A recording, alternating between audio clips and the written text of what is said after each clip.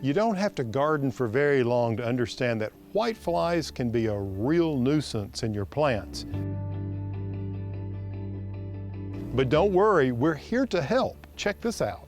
John, I feel like we're living in exciting times with regard to how we manage pests. Oh, it is amazing how the awareness of gardeners and what they're applying and what little they have to apply, and are there other alternatives to control pests than simply getting out the old can of Raid? Right. In the old days, that's what we'd do. Oh, absolutely. Yeah. You know, I'm always looking for ways to beat the pests using natural controls. I know the term biologicals is now being applied, meaning it's really sort of good bug fighting bad bug. And that's really what's going on here with these Calibrachoas. Yeah. We try very hard to reduce the amount of impact that we have on both on the plants but also on the environment. And we are using biologicals in the greenhouses now where we're introducing a parasitic wasp that actually lays its egg inside the whitefly egg. Yes. And so it's basically feeding off of the egg and hence reducing the whitefly population. So it feeds on that whitefly embryo. Correct. Yeah.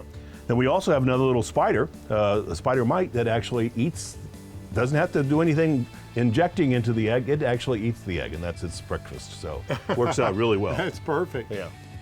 And by taking this approach, my assumption is you've been able to cut down a lot on the chemicals being used. We've dropped 70%. 70% have used. That's fantastic. Yeah. And that's not where we're going to end. We hope to totally eliminate pesticide application. Oh, that's very heartening. You know, whiteflies are such an insidious little creature. I get very frustrated with them in the summer. Any gardener who's been out and they brush against a plant and suddenly this sort of cloud of white flies up, they know they have white They flies. have to stop breathing. Yeah, that's it, because you will actually inhale them. And we found these plants out here that actually have a few little white flies on them. Right.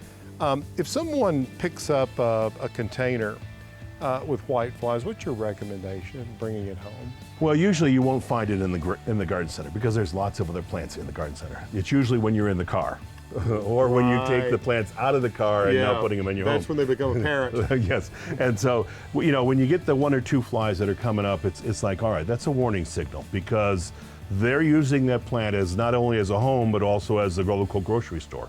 So the most important thing is isolate it from your other plants. It won't take long to find that culprit, but isolate it from your other plants, even if you do nothing other than biological control by squishing the eggs. Yes. You know, that, I mean, manually removing. I mean, you could pluck a leaf if you find it, or you could just simply come through and just remove that leaf, throw it away. Right, and the eggs are on the underside of the leaf. Eggs are on the underside of the leaf, and 9 chances out of 10, that's where the parents are going to hide to. Sure, sure. What's interesting about the whitefly and other insects is they're really drawn to this color of yellow. Yes.